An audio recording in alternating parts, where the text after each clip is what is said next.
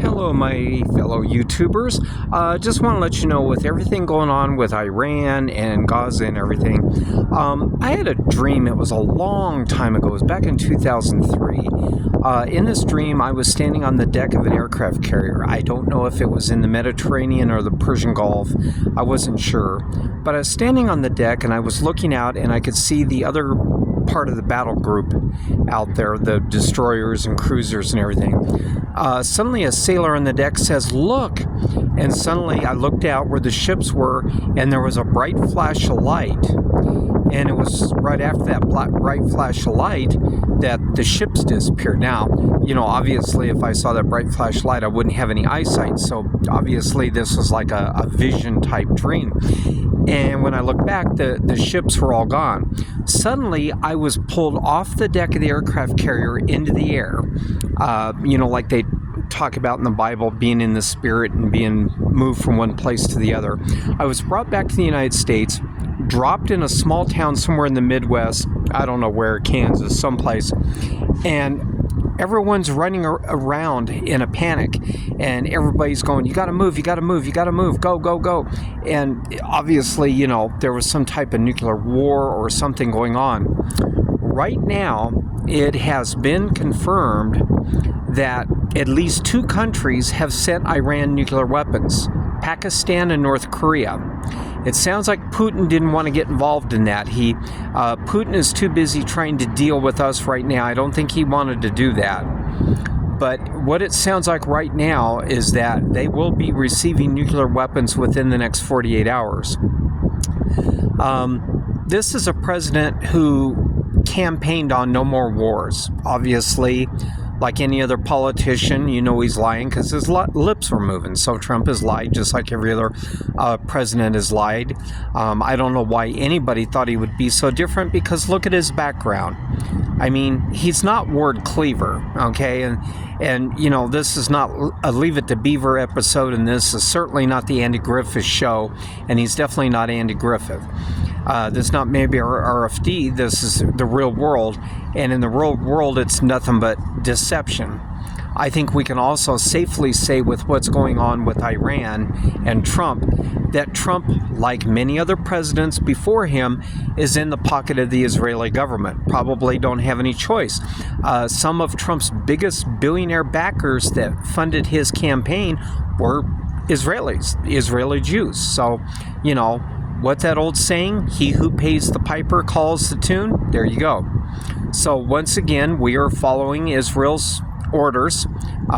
Shouldn't surprise anybody, considering the paranoid evangelical mindset of America that if we don't support Israel, we're horrible people and we'll burn in hell for it. Well, that's neither here nor there, because if you read the end of the Bible, Israel doesn't fare too well in the end days themselves. They're in a lot of trouble too. Remember, judgment begins at the house of God, and that's the house of God. They're going to see trouble.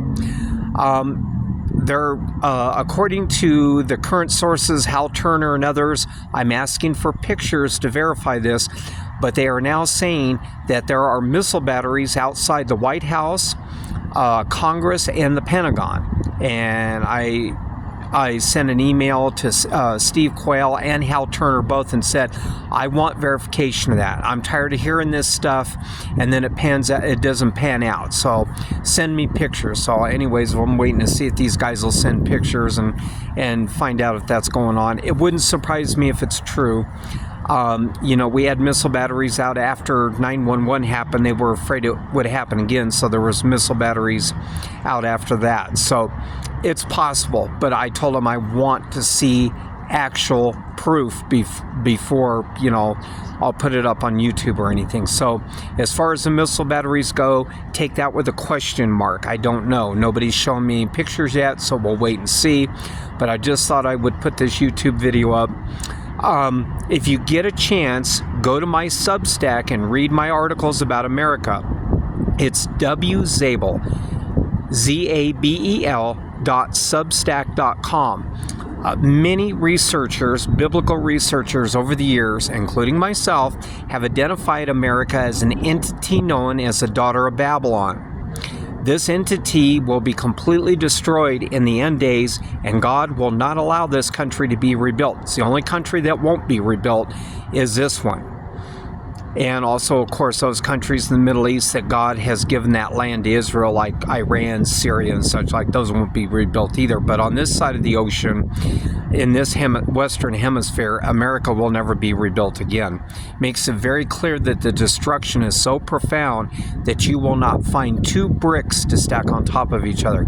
Guys, that's massive destruction. That's thermonuclears bombs that do that. Because they melt everything in sight. So you're talking about 10,000 degree heat. It's horrible. So anyways, I thought I would let everybody know about this. Keep your head on a swivel and keep watching everything, because we have a good idea what's going to happen next, but we don't know in what order things will happen. Will Israel go up first and then us, or do we get hit and then Israel?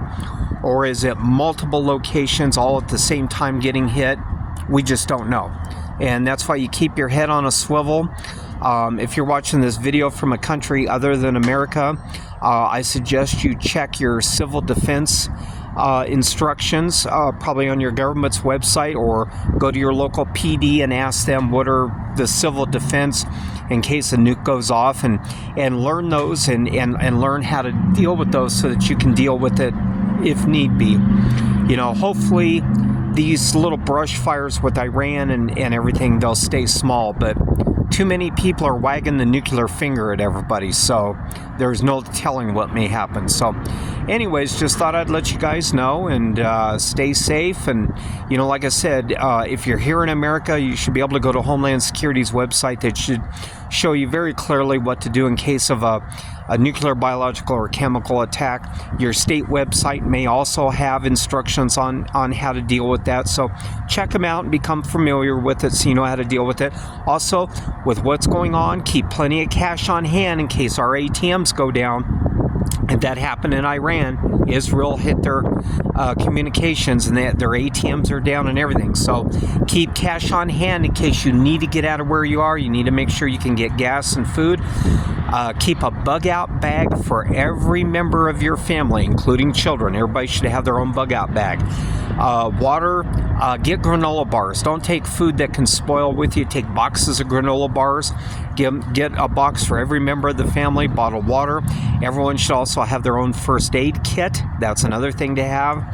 And, you know, make sure you got good hiking boots, and make sure you also have, I know it's summer, but having a good sweater is still a good idea if you have to go to the mountains, because the mountains can still get cold at night in the summer. So, you know, if that's where you have to go, go. If you know a nuke is coming, if they tell you, civil defense does, that they have inbounds, head for the mountains. Don't screw around. Don't stay in the city. Go. You also may not be able to go out on highways.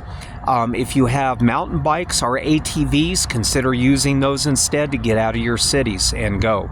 So anyways, just thought I'd let you know about this, and we'll see where it goes from there. Hopefully everything stays fairly calm. It will never be truly peaceful. We're humans. We don't know peace. But maybe calmer heads will prevail and we can avoid the whole nuclear situation. So anyways, have a good day. Bye.